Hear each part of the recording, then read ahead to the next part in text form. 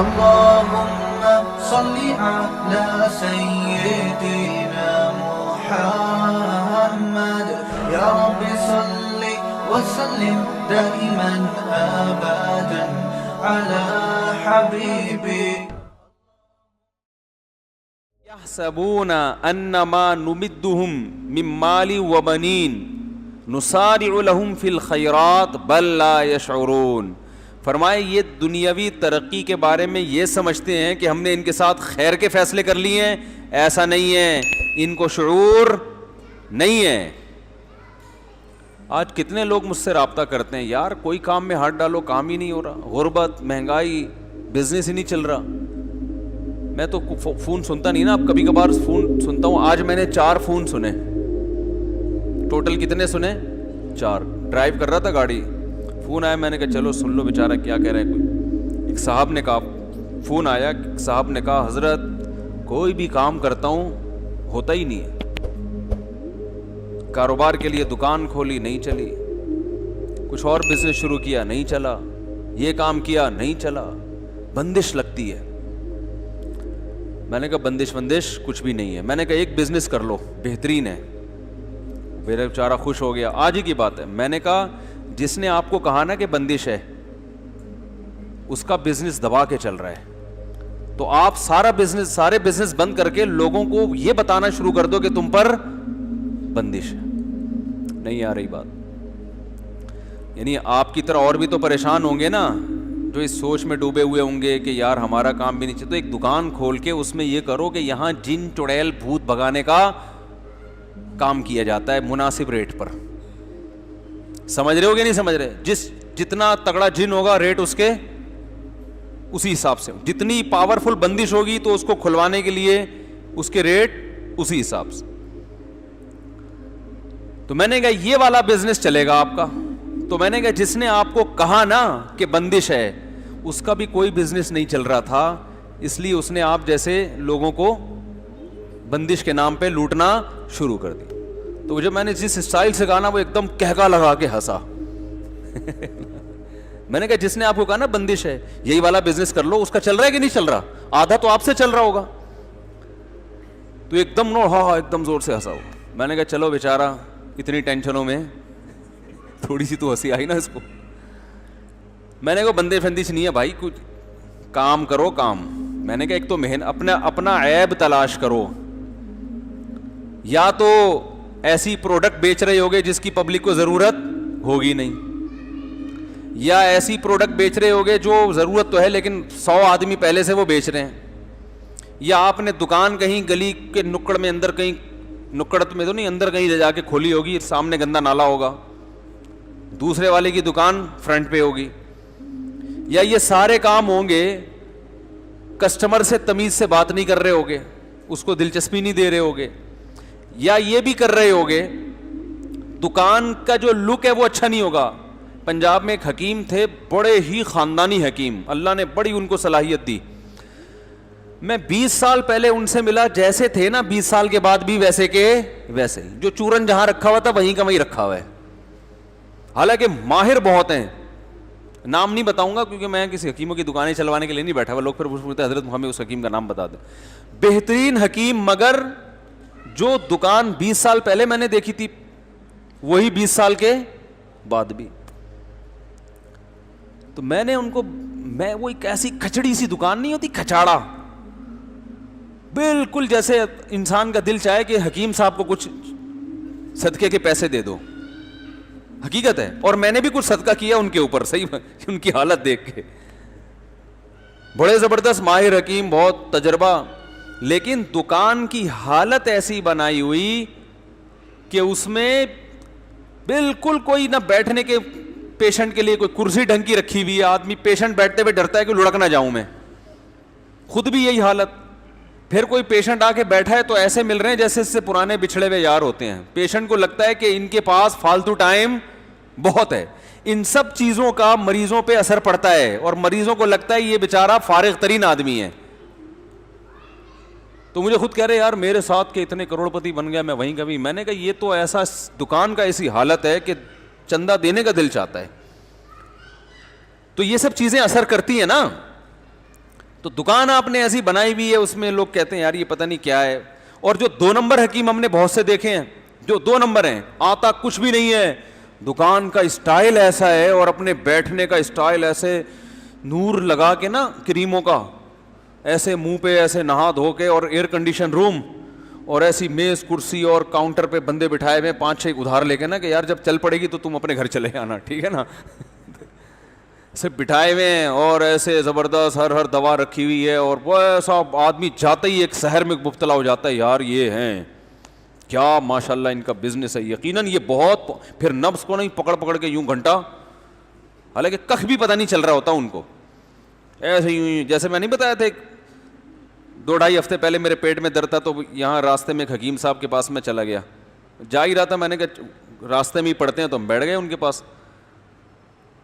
اب انہوں نے میری نبض یوں کی نا, ابے نبض کو چھوڑو, میں بول رہا ہوں میرے پیٹ میں یہ گیس کا درد ہو رہا ہے, گیس اوپر کی طرف اٹھ رہی ہے, کوئی چورن چٹنی دے دو وقتی طور پر. میں کوئی مستقل تھوڑی آپ کا پیشنٹ ہوں, میں تو وقتی طور پہ چلو یار 7 اپ سے بہتر ہے کوئی چورن کھا لے آدمی. نہیں جی, وہ یوں کر کے نا مجھے کہتے ہیں آپ کا یورک ایسڈ بڑھ گیا ہے. تھوڑی بہت پڑھے لکھے ہم بھی ہیں. ہم نے کہا یورک ایسڈ کا اس سے کیا تعلق ہے بھائی؟ یورک ایسڈ سے گھٹنوں میں درد تو سمجھ میں آتا ہے, پیٹ کا یورک ایسڈ سے کیا ہو سکتا ہے؟ کوئی بہت دیر پا اثر ہو, لیکن تو وہ پھر میں نے کہا, اور میں نے یورک ایسڈ کا ٹیسٹ بھی کرایا ہوا تھا کچھ دن پہلے, میں نے کہا تو بالکل کلیئر ہے. انہوں نے کہا تو روزانہ اوپر نیچے ہوتا ہے. اب ظاہر ہے ایک جھوٹ چھپانے کے لیے 100 جھوٹ بولنے پڑتے ہیں. خیر اب یہ بیان ادھر کو نہ نکل جائے, تو انہوں نے کوئی دوائیں لا کے دیں, 500 روپے فری پھوڑ کے مجھ سے لے لیے. وہ دوائیں بھی مجھے, میں نے دیکھا تو ایلوپیتھک دوائیں تھیں, وہ فلیجل کو کوٹ کے پتہ نہیں کوئی سیرپ بنایا ہوا تھا. ٹھیک ہے, فلیجل ہے نا پیٹ کی, ایک سے ایک فنٹر پڑا ہوا ہے. لیکن آپ اسٹائل دیکھو, لوگ تو بیوقوف بنتے ہیں ایسے لوگوں سے. تو خیر میں نے ان سے کہا, وہ کہنے بندش, میں نے کہا بھائی آپ جو بزنس کر رہے ہو نا, آپ کے اندر کوئی فالٹ ہے. کسی پروفیشنل آدمی سے پوچھو بزنس کیسے, اتنا نہیں کہ ٹوپیاں کرانا شروع کر دو لوگوں کو.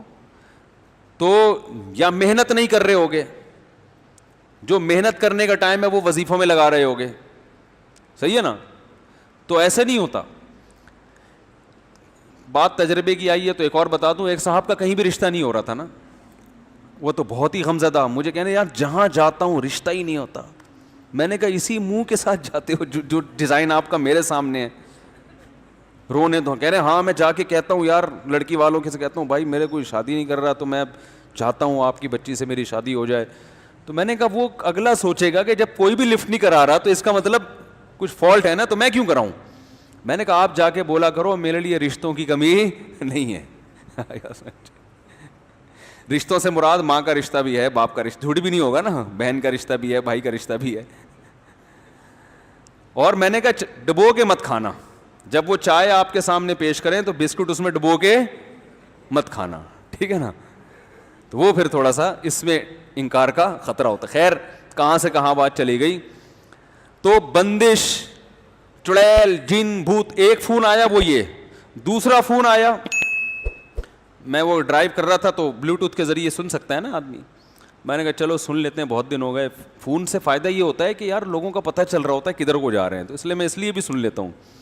پھر دوسرے صاحب بندے, وہ بھی حضرت کوئی بھی کام کر رہا ہوں ہو ہی نہیں رہا, کوئی بھی کام کر رہا ہوں ہو ہی نہیں رہا. تو میں نے دل میں سوچا ان کو بولوں کہ ہو رہا ہوتا تو مجھے تھوڑی فون کرتے ہیں, اس بہانے آپ سے ہماری کیا ہو گئی, گپ شپ ہو گئی. یہ والا کام آپ کا ہو گیا, کیونکہ لوگ مجھے فون کر رہے ہیں ہو ہی نہیں رہا, آپ نے کیا ہو گیا نا. تو یہ بات ہی غلط ہے کہ کوئی بھی کام کر رہا ہوں وہ ہوتا ہی نہیں ہے. یہ والا کام جو اتنا مشکل, وہ آپ کا کیا ہوا ہے, ہو گیا ہے. مطلب آپ نے خامخواہ میں مسلط کیا ہوا ہے, کوئی بھی کام کر رہا ہوں نہیں ہو رہا. تیسرا فون اٹھایا, وہ کوئی پتہ نہیں طلاق ولاق کا مسئلہ تھا. چوتھا اٹھایا, وہ بھی یہی, کام ہی نہیں ہو رہا. بندش اپنا, یعنی ایک دماغ خراب والی بات نہیں ہے, یہ پاگل بنا دیا. بندش جن, چڑیل, بھوت, بندش, جادو. او بھائی کو گورے کے بھی تو کام رکتے ہیں نا. گورا کیا کرتا ہے, بیٹھ کے سوچتا ہے کہ یار یہ کام کیوں نہیں چل رہا, اس کی وجہ کیا ہے. ان کے ماہرین بیٹھتے ہیں, مشورہ لیتے ہیں, پھر اس غلطی کو دور کرنے کی کوشش کرتے ہیں. اس فالٹ کو دور کرتے ہیں. گورا اگر روحانی ٹوپی ڈراموں کے چکر میں پڑتا تو میرے بھائی چاند پہ قدم نہ رکھتا. وہ ہر شکست کے بعد, آپ کو پتا ہے ایک روایت میں آتا ہے صحابہ کرام کی نا رومیوں سے لڑائیاں ہو رہی تھی. رومی یہی انگریز, ان کو پہلے روم سے ہے نا یہ, تو یہ تو بہت پہلے سے ہیں, عیسائی تھے. تو صحابہ کرام کی بڑی لڑائیاں ہو رہی تھی, جہاں بھی جاتے تھے فتح ہوتی تھی. لیکن جب گوروں سے لڑائیاں ہوئی ہیں نا تو کبھی شکست اور کبھی فتح, پھر پلڑا برابر چلنا شروع ہوا ہے. تو ایک صحابی نے کہا کہ میں نے رسول اللہ صلی اللہ علیہ وسلم کی حدیث سنی, انہوں نے فرمایا کہ تقوم الساعۃ والروم اکثر الناس, قیامت قائم ہوگی اس وقت بھی رومیوں کی تعداد دنیا میں سب سے زیادہ ہوگی, ان کو شکست کے ذریعے ختم نہیں کیا جا سکتا. تو جب یہ حدیث سنائی انہوں نے کسی تابعی کو, تو انہوں نے کہا کہ نبی نے اگر یہ فرمایا ہے کہ رومی بہت ہوں گے تو یقیناً ان کے اندر کوئی ایسی خاصیت ہوگی جس کی وجہ سے یہ قیامت تک باقی رہیں گے. آپ کو پتہ ہے مسلمانوں کی بہت سی ایسی قوموں سے جنگیں ہوئی ہیں کہ ان کا نام و نشان ختم, بڑی بڑی قومیں ہی ختم, کیونکہ پھر وہ نسل چلی نہیں ان کی آگے, غلام بن گئے اور پھر آہستہ آہستہ مینورٹی میں آتے آتے مارکیٹ سے شارٹ, یا دوسری قوموں میں کنورٹ ہو گئے, مذہب چینج ہو گیا ان کا. عراق عربی ملک تھوڑی تھا, عراق جو ہے نا عربی ملک تھوڑی تھا. آج کون سا ملک ہے عراق؟ عرب ہے نا. تو اس سے پتہ چلتا ہے یہاں کی اصل قوم کا تو پتہ ہی نہیں کہاں گئی وہ, یہ تو سب عرب بن گئے. مصر عربی ملک تھوڑی تھا, اب کیا ہے؟ عرب کنٹری ہے. الجزائر, مصر, سوڈان, یہ کوئی بھی ان میں سے عرب کنٹری نہیں تھا, یہ تو سارے عرب بن گئے جب اسلام آیا یہاں پہ. پوری قوم ہی ختم, مار مار کے کسی کو ختم نہیں کیا, یعنی ان کا کلچر ہی بالکل ختم ہو گیا. تو لیکن آپ صلی اللہ علیہ وسلم کی روایت انہوں نے پیش کی کہ رومی کیا ہے؟ سب سے زیادہ. تو وہ تابعی کہتے ہیں کہ میں نے تجسس کیا کہ اگر نبی نے ان کے بارے میں کہا, یہ اس روایت کی مجھے سند کی زیادہ اچھی تحقیق نہیں, میں نے ایک بہت بڑے عالم سے سنی ہے یہ روایت, لیکن اس سے جو مضمون ثابت ہو رہا ہے نا وہ بہرحال درست ہے. تو وہ کہتے ہیں کہ میں نے ان کے اندر گھس کے تحقیق کی کہ ان کے اندر کون سی ایسی خوبی ہے جس کی وجہ سے ان کو ملیامیٹ کرنا ممکن نہیں ہے. یہ رہیں گے, کبھی ان کا پلڑا غالب تو کبھی ہمارا پلڑا غالب, ایسے شکست نہیں ہوگی جیسے دوسری قوموں کو ہوئی ہے. کون سی ایسی کوالٹی ہے ان میں؟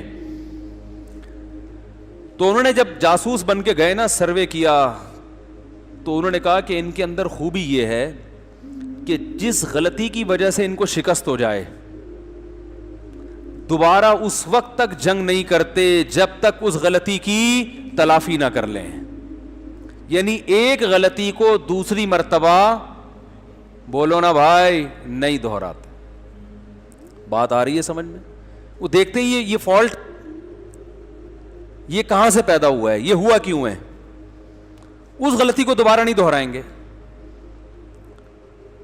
اور اب میں آگے اس پہ اپنا تبصرہ کر رہا ہوں اس روایت پہ. مسلمان کے تنزل کا نتیجہ یہ ہے کہ ایک غلطی کروڑ, 100 کا لفظ ہلکا ہے, کروڑوں مرتبہ کرے گا, اس غلطی کی تلافی کی کوشش نہیں کرے گا. استخاروں میں نکالے گا اپنے ٹائم کو, وظیفوں میں نکالے گا, روحانی ٹوپی ڈراموں میں برباد کرے گا. ایسے ایسے لوگوں کے حالات سامنے آ رہے ہیں. او بھائی تم سے ایک غلطی ہوئی ہے تو سیکھو تو صحیح کچھ اس سے کہ اب یہ نہیں کرنی. میں کورونا کے موضوع کو ختم کر چکا ہوں, لیکن ایک مثال کے لیے, جس گھر میں کورونا سے موت ہوئی ہے نا وہ کمبخت بھی احتیاط نہیں کر رہے. مر گئے, ان کا باپ مر گیا, ماں مر گئی, بھائی مر گیا, بہن مر گئی, مگر کہہ رہے یہودی سازش ہے. یار تمہاری قسمت میں خدا کی قسم ترقی نہیں لکھی. تم یہ فضول باتیں کرتے کرتے ہی دنیا سے مر جاؤ گے. تم لوگوں کے جنازوں سے عبرت حاصل نہیں کر رہے, تمہیں ابھی بھی بتانا پڑ رہا ہے کہ یہ ایک حقیقت ہے. بھائی کتنا ٹائم ویسٹ ہوتا ہے نا ایک چیز سمجھانے میں. باقی دنیا کو دیکھو, حکومت ایک اعلان کرتی ہے, ڈاکٹر اعلان کرتے, پوری قوم ایک جگہ جمع ہوتی ہے کہ نہیں ہوتی؟ ہر ملک میں ہو رہا ہے, پوری قوم ایک جگہ. جہاں مسلمان ہے نا وہاں 6 قسم کے مسلک سامنے آئیں گے. پہلا مسلک یہ کہ ہے ہی نہیں, یہ سرے سے کوئی مرض ہی نہیں ہے, سب بنایا ہوا ہے, ڈرامے بازی. او بھائی تو کیا محقق ہے کہ WHO میں بیٹھتا ہے تو کیا جا کے؟ ابے WHO تو ویسے ہی یہودیوں کی تنظیم ہے. ابے WHO نے تو ویسے ہی قسم اٹھائی ہوئی ہے بیڑا غرق کرنے کی مسلمانوں کا. تو یار یہ مسلمانوں کی نہیں تو ساری دنیا کا بیڑا غرق ہو رہا ہے. ایک مولانا صاحب سے میری بحث ہوئی, وہ کہہ رہے ہیں یہ سارے ڈاکٹر WHO ان کو الو بنایا ہوا ہے. میں نے کہا میڈیکل سائنس ڈاکٹر کی فیلڈ ہے, ان کو سب کو الو بنا لیا, اور مولانا کی فیلڈ میڈیکل سائنس بالکل بھی نہیں ہے, اس کو سب پتا ہے میڈیکل سائنس کے بارے میں. یار یہ کھوپڑی یعنی پاگل ہو جاتا ہے آدمی ایسے لوگوں سے بحث کر کر کے نا, مجھے تو غصہ آنے لگتا ہے. یہ دیندار لوگ باتیں کر رہے ہیں. میں ایک محفل میں تھا, ایک داڑھی والے بھائی, اور یہ نہیں کہ سارے ہیں, تو اللہ کا شکر ہے جو سندیدہ علماء ہیں, جو بڑے حضرات ہیں, وہ سمجھدار ہیں, وہ جانتے ہیں کہ کیا کہنا ہے کیا نہیں کہنا. لیکن ایک دین پہ آنے کے بعد ایک مزاج ایسا بن جاتا ہے کہ گراؤنڈ ریئلٹی کے خلاف جتنا بولو گے اتنا مشہور ہو گے آپ. یہ ایک مزاج چل رہا ہے مارکیٹ میں, جدھر پوری قوم جا رہی ہے نا, آپ نے کیا کرنا ہے, کوئی الٹی تحقیق لے کر آنی ہے مارکیٹ میں, حالانکہ آپ اس تحقیق کے اہل بالکل بھی نہیں. آپ کو میڈیکل سائنس کے کتابوں کا نہیں پتا, آپ کو اس وائرس کا نہیں پتا, آپ کو WHO کا بھی نہیں پتا ہے, آپ کو یونائٹڈ نیشن کا بھی نہیں پتا ہے کہ وہ ہے کیا. خود یہودی کو کم بہت کو نہیں پتا ہوتا کہ یار میں اتنا بڑا سازشی ہوں. کورونا کے خلاف سب سے پہلے احتجاج اسرائیل میں ہوا ہے, سمجھ میں آ رہی ہے بات, اور یہودیوں نے کیا ہے کہ یہ ہمارے خلاف سازش ہے. اب آپ کہہ سکتے ہیں کہ وہ اس لیے کہ تاکہ لوگوں کو پتا چلے کہ یہ پتہ ہی نہ چلے کہ ہم نے سازش, وہاں کے بھی مذہبی رہنماؤں نے کیا ہے. تو خیر یہ میرا ٹاپک نہیں ہے, کورونا بہت ہو گیا, جس نے عمل کرنا ہے احتیاط کرے, نہیں کرنا بھاڑ میں جائے, اس کی مرضی ہے. میں صرف سمجھانے کے لیے, اور باقی چیزوں میں صحت کے حوالے سے دیکھ لیں, احتیاط کے حوالے سے دیکھ لیں. کسی مسجد میں امام کے قتل ہونے کا خطرہ ہو, مشہور ہو, وہ اگر احتیاط کی بات کر لینا بھری محفل میں, فوراً توکل کی باتیں ہیں کہ موت تو جس دن آنی ہے آئے گی. کہتے ہیں کہ نہیں کہتے, موت تو بھائی ایک دن آنی ہے, ان احتیاطوں سے کچھ بھی نہیں ہوتا. کمبخت اپنی دکان پہ کیوں تالے ڈالتے ہو؟ یہ باتیں ہوتی ہیں کہ نہیں ہوتی ہیں؟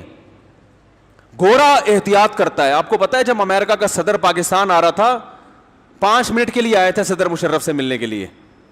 اس نے کہا تھا پاکستان میں سیکیورٹی پر, مجھے آپ کی سیکیورٹی پر اعتماد نہیں ہے, ایئرپورٹ کی لائٹیں بند ہوں گی, 5 منٹ سے زیادہ ٹھہروں گا. اس وقت حالات بہت ٹف چل رہے تھے, تو وہ پوری احتیاط کرتے ہیں. امریکہ میں اگر یہ اسمبلی جو ابھی موجود ہے کسی دھماکے سے اڑ گئی, آلٹرنیٹ اسمبلی ان کے پاس پہلے سے موجود ہے. نہیں آ رہی بات, کیونکہ وہ کہہ رہے ہیں اس بات کا امکان ہے کہ اسمبلی میں کوئی دھماکہ اور پوری کابینہ اڑ جائے. اگرچہ بہت سخت سیکیورٹی ہے, لیکن کہہ رہے ہیں اس سیکیورٹی کو توڑنا بھی, ورلڈ ٹریڈ سینٹر گر گیا نا, وہ کہہ رہے ہیں اس کا ممکن ہے. تو اگر ایسا ہوا تو ملک تو حکومت سے کیا ہو جائے گا, کوئی کابینہ نہیں ہوگی, ملک میں تو بدحالی ہو جائے گی. تو اس کا انہوں نے اتنے ذہین ہے, اس کا پہلے سے انتظام کیا ہوا ہے کہ بالفرض ایسا ہوا ہے کہ ان کو پتا ہے کہ 100 سال میں بھی ایسا نہیں ہوگا, لیکن اگر ہو گیا تو کیا ہوگا. آلٹرنیٹ کابینہ ہے کہ اگر یہ مر گئے تو فوراً یہ لوگ ہیں جو ملک سنبھالیں گے. ہمارے یہاں کسی بندے سے پوچھو تو اگر مر گیا تو تیری بیوی بچوں کا کیا ہوگا,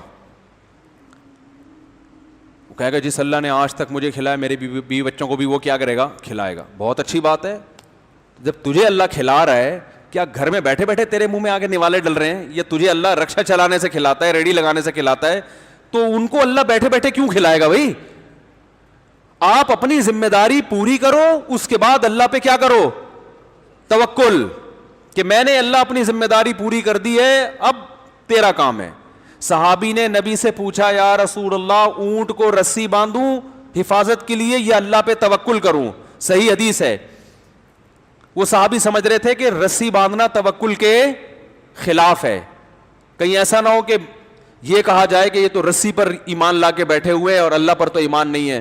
تو آپ صلی اللہ علیہ وسلم نے فرمایا شد عقالہ وتوکل علی اللہ, اس کو پہلے رسی سے باندھو اس کے بعد اللہ پہ توکل. کیا مطلب, دونوں چیزیں ایک دوسرے کے اپوزٹ بول لو نا نہیں ہے, توکل اور اسباب ایک دوسرے کے خلاف نہیں ہے. وہ رسی باندھنے کے بعد اللہ پہ توکل کرو, دکان پہ تالا پڑے گا پھر اللہ پہ توکل ہوگا, کہ اب چوکیدار بٹھائیں گے پھر اللہ پہ توکل ہوگا. تو اسی طرح کسی کی جان کی حفاظت کے پورے انتظام ہوں گے, اس کے بعد کیا ہوگا, اللہ پہ توکل. پہلے نکاح ہوگا, شادی ہوگی, پھر اللہ پہ توکل ہوگا کہ اب اللہ اولاد دے گا. شادی کی نہیں ہے یار, اللہ نے حضرت مریم کو بغیر شوہر کے عیسیٰ علیہ السلام دے دیے تھے, بیٹا مل گیا تھا, تو مجھے بھی بیوی کے بغیر بیٹا بولو بھائی مل سکے. تو بے وقوفی ہوگی کہ نہیں ہوگی؟ تو یہاں تو یہ مثالیں سمجھ میں آتی ہیں. کاروبار کا نقصان ہو رہا ہے وہاں سمجھ میں نہیں آتی. ارے اپنی حماقت پہ غور کرو بھائی, تمہارے اندر کوئی فالٹ ہے.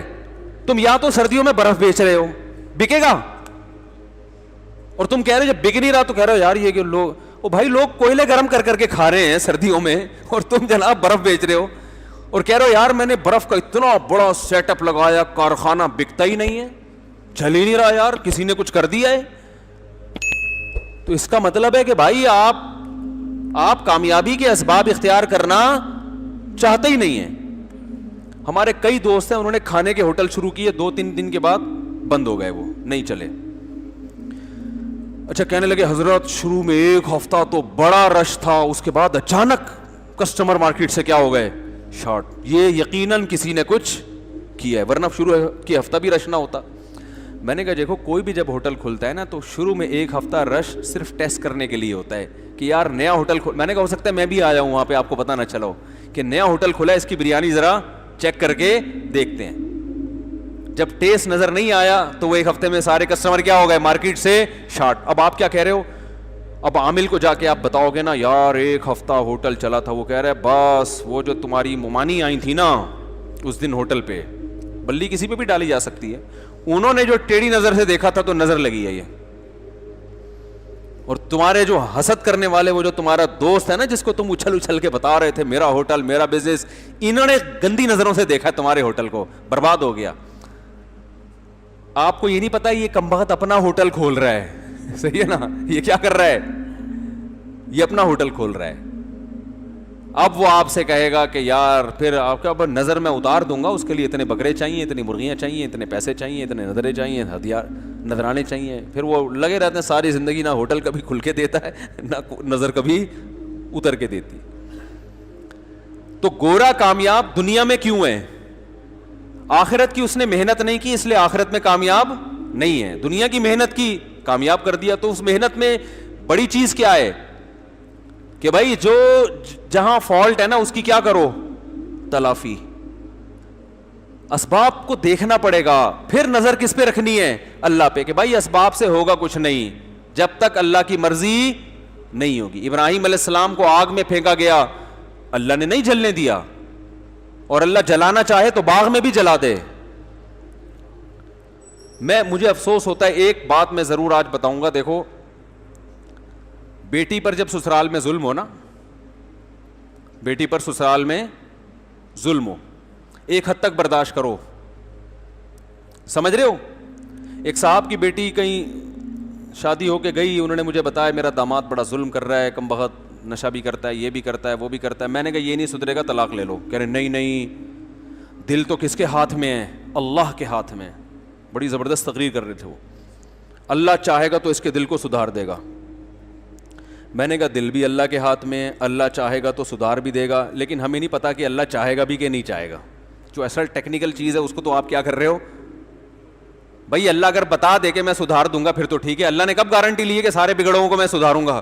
کہیں گارنٹی لی اللہ نے تو تمہارے داماد کو تو میں بالکل ٹھیک بنا دوں گا؟ اللہ نے تو کہیں نہیں کہا. بلکہ اللہ نے تو یہاں تک بتا دیا کہ انک لا تہدی من احببت, ہمارے نبی چاہتے تھے کہ آپ کے چچا ایمان پہ ان کی موت ہو. اللہ نے فرمایا اے نبی جس کو آپ چاہیں گے اس کو ہدایت نہیں ملیں گی. اور نبی کو چچا کو نبی کی چاہت پہ ہدایت نہیں مل رہی, آپ کے داماد کو آپ کی چاہت پہ ہدایت کہاں سے ملے گی بھائی؟ آپ کس کھیت کی مولی ہو؟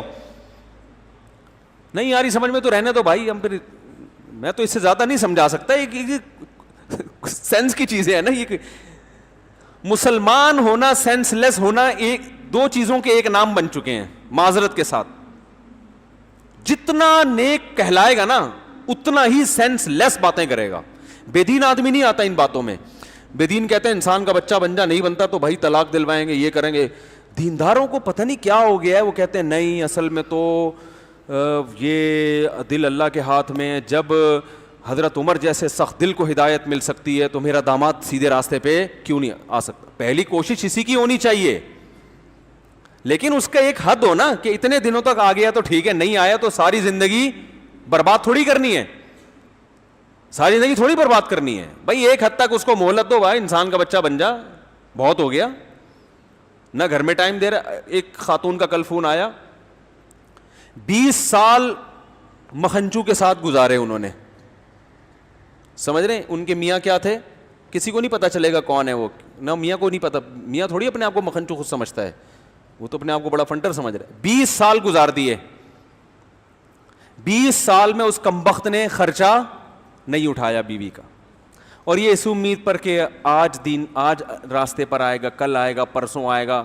اب کہہ رہی ہیں کہ میری عمر اتنی ہو گئی ہے کہ میری زندگی برباد ہو گئی, اور اب تو اس نے بالکل لفٹ کرانا چھوڑ دی ہے, اور اب اگر میں طلاق لیتی ہوں تو کہیں اور شادی کا امکان نہیں ہے.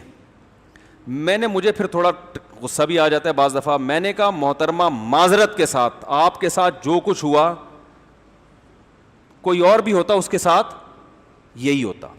اس کو آپ جیسی بے وقوف خاتون ملی ہوئی تھی جو اس کو پال رہی تھی, ٹھیک ہے نا. تو جب چھوڑنے کی بات آتی تو وہ 2 آنسو بہا لیتا کہ اتنی اچھی, میں تو تم پہ مرا جا رہا ہوں. تو مرا جا رہا ہے تو پیسے خرچ کرنا.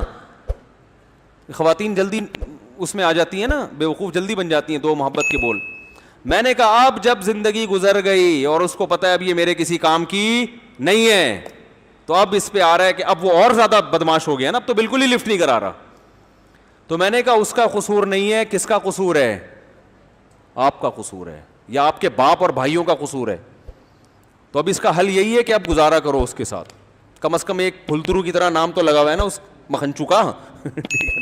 طلاق ہو کے الگ بیٹھو گی, لوگ بولیں گے شوہر لیس خاتون ہے, اور عزتوں سے کھیلیں گے. ہمارے معاشرے میں کون اتنی عمر کی خاتون سے نکاح کرتا ہے؟ تو وجہ کیا ہے؟ اسلام کو سمجھنے میں کیا ہوئی ہے؟ بولتے کیوں نہیں بھائی؟ غلطی ہوئی ہے. اسلام گراؤنڈ ریئلٹی کو دیکھ کر فیصلہ کرنے کا حکم دیتا ہے. استخاروں کی بھیٹ مت چڑھاؤ.